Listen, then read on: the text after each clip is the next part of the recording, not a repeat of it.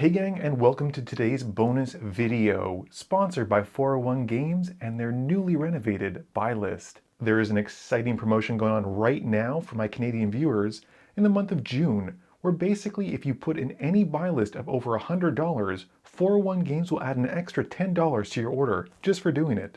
All you gotta do is follow the link down below, and when you're checking out, insert Mudsta into the comment section to let them know that I sent you. This code is a one-time use only, and only valid until June 30th. There is no time like now to cash in some of those extra Final Fantasy cards you got left over from your pre-release, or even just some extra rares you got laying around and you want to turn to pocket cash. And once again, thanks to 401 Games for sending me these decks and for sponsoring this video.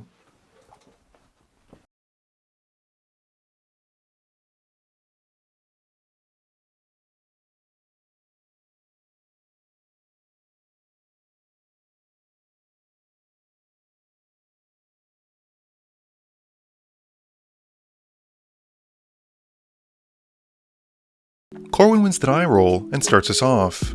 He draws for turn and plays a tapped Watery Grave. Fred's also got a tapped land with a lush portico, surveilling one and keeps it on top. Charles draws and plays out a Shine Shadow Snarl, revealing a Plains.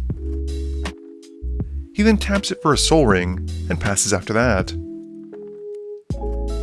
David also gets in on the tapped land action with an Elegant Parlor, surveilling one and binning it to his graveyard.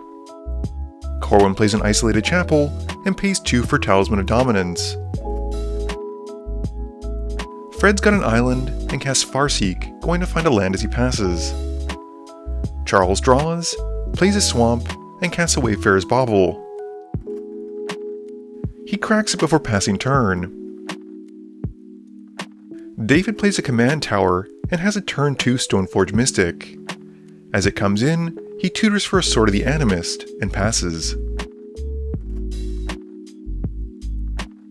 Corwin's playing Sunken Ruins for turn, and then casts his own Soul Ring. He follows up by casting Transpose and gets a Wizard token and passes. Fred draws and plays a Windswept Heath, cracking it for an untapped Hollowed Fountain. He then has enough mana for Yuna and passes to Charles. Charles draws and plays a Plains, and then casts a Witty Roastmaster. Once that's out, he follows up with a Morbid Opportunist, which as it comes in, has the Roastmaster paying his opponents for 1. David just plays a Brushland, and then casts the Sword of the Animist we saw, and passes. Corwin rebounds the Transpose on his upkeep, and pings everyone for 1, and loses 1 and loots a card. We then incorrectly have him make a Wizard token because we didn't read the full part of the card, and he then draws and plays a Flood Farm Verge. He follows up by casting a White Auracite, which triggers the Wizards, and as it comes in, exiles the Sword of the Animist. Corwin then has enough to play Y'shtola, and passes after that. Fred's turn has him playing Shalinda by tapping Yuna, so it comes in with 2+1/+1 counters. He then follows up with Maester Seymour, who in turn comes in and gets a counter thanks to Shalina, and he then moves to combat. This triggers Seymour's ability, and he puts the +1/+1 counters onto Shalinda. Fred then declares no attacks, and passes. Charles has got a command tower, and then casts Warleader's Call. He goes to combat, and sends the Roastmaster at Corwin, and the Morbid Opportunist to David. They each take their hit, and Charles then plays a Monument of Endurance. He passes after that. David just plays a Rugged Prairie, and casts Rohirrim Chargers, and passes once they resolve. Corwin's got a command tower, and then takes a damage off Talisman of Dominance, tapping it for blue to cast Sigil of Sleep, and targets his commander. Each opponent takes 2 from the Wizards, and the enchantment then resolves. Corwin then follows up by casting Shoulder the Apocalypse. Going to combat, Corwin swings Y'shtola at Charles, and Charles casts Ephemerate on the Witty Roastmaster. It comes back, which has each opponent taking 1 from the Warleader's Call, and Charles then blocks Y'shtola with the Roastmaster.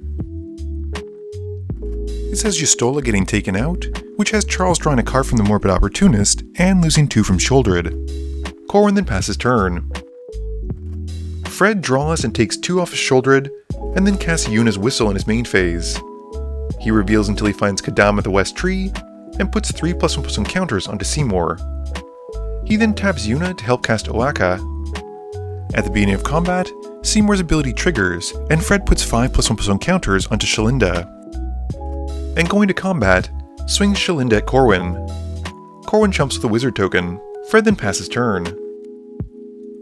Charles casts the Rebound Ephemerate in his upkeep, and he bounces the Morbid Opportunist, pinging everyone for 2, one from the Call and one from the Roastmaster.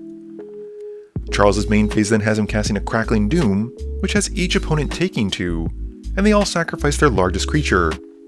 This is Charles drawing a card from the Morbid Opportunist. He continues by playing a Talisman of Conviction, and going to combat, sends the Witty Roastmaster at David. David draws and plays an untapped Temple Garden taking 2, and follows up with some ramp with a Cultivate. He's not done, foretelling a card face down and passing. Corwin draws and plays a Zorius' Signet, and then casts a Supreme Verdict. The wizard pings each opponent for 1 on the way out, and the board is then wiped, and he passes turn. Fred draws and plays the 1 turn too late the Ozolith, and follows up by casting Cutzel. He passes after that. Charles' main phase has him casting Elish Norn, Mother of Machines, and then a Bastion of Remembrance. This has 2 tokens coming in, which in turn triggers the War Leader's Call twice each, dealing a total of 4, and Charles then passes to David. David just draws and plays an Exotic Orchard. He then casts his commander, Cloud, and passes. Corwin's got a Fetid Heath for turn, and recasts Justola and passes to Fred. Fred plays a tapped Temple of Enlightenment, scrying 1. He then casts Kadama of the West Tree and ships it. Charles draws, casting Celes and discarding 1 card to draw 2. And then discards 2 to draw 3 off the second trigger thanks to Elish Norn. This has the Ward Leader's Call pinging twice, and the monument hits each trigger, dealing some damage to his opponents, making a treasure, and drawing Charles a card. One of those cards is an Imperial Recruiter, and Charles gets to go and tutor for 2 creatures from it, one of which is a Recruiter of the Guard, and the second is Elis Ilkor. He then goes to combat. Charles swings Elish Norn at Fred, and Fred chumps with Cutzel. Charles passes after that. David's got a Forest and casts Sunforger. He then pays to hook up the Sunforger onto Cloud, and swings it at Fred. This has Cloud triggering, drawing David a card, and making 2 treasures off of Cloud's trigger. Fred then chumps with Kadama, and David passes. Corwin's turn has him playing a Temple of Enlightenment, scrying 1, and then casts an Archmage Emeritus. Going to combat, Corwin hits Fred for 2 with Justola, and passes.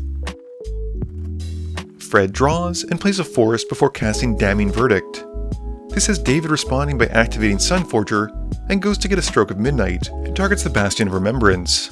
With it being destroyed, Charles gets to make a 1/1 token, which comes in and triggers his Ward Leader's Call twice, pinging his opponents for 2. The board is then wiped, and Fred just passes turn. Charles' main phase has him playing an Isolated Chapel, and casts Elis Ilkor. He then replays Celes, and discards 2 to draw 3, making a treasure and dealing 3 off the monument. He then follows up by cracking the treasure to help cast Priest of Fell Rites. He passes once that resolves. David draws and plays a Crag Crown Pathway, and then casts Soul Ring. He then recasts Cloud, and gets to equip the Sunforger onto it with the Enter the Battlefield trigger. Going to combat, David swings Cloud at Corwin, drawing a card and making 2 treasures off of Cloud's trigger, and Corwin gets taken out. After that, David casts Last Night Together on Cloud, and Charles is Priest of Fell Rites. He gets to untap them and gets an additional combat step. This time around, Cloud goes at Fred. Once more, David draws and makes 2 treasure tokens, and Fred takes the hit, dropping a 4. David passes after that. Fred draws and recasts Yuna and passes to Charles. Charles' main phase has him cracking the Priest of Fell Rites, losing 3 to bring back Elish Norn. And with the priest hitting the graveyard, this triggers Elis Ilkor. With that on the stack, David responds by casting Ultimate Magic Holy from exile, but unfortunately still gets taken out from Elis' trigger since it's life loss and not damage. Elish Norn enters and deals 2 off of War Leader's Call. and then Charles unearths the priest to deal the last damage needed Fred, and wins the game. Game review time. So yeah, this was the precons that were upgraded to try and be about the same amount of power. For the most part, 3 of the decks, Cloud, Yuna, and Celes, all had 3-piece combos involving the commander plus 2 other cards. Y'shtola didn't, but did have a lot more synergistic cards like Pharesis, Sigil to Sleep, and a couple more game changers than the other ones did. That being said, the card I was least excited for, which is Y'shtola, is probably the deck that I was actually the most interested in. It really was fun to build around, and I think I actually want to take it more in an Enchantress direction, playing a lot of the vows and goat effects to basically force my opponents to attack while simultaneously draining them and lowering their life total anyway.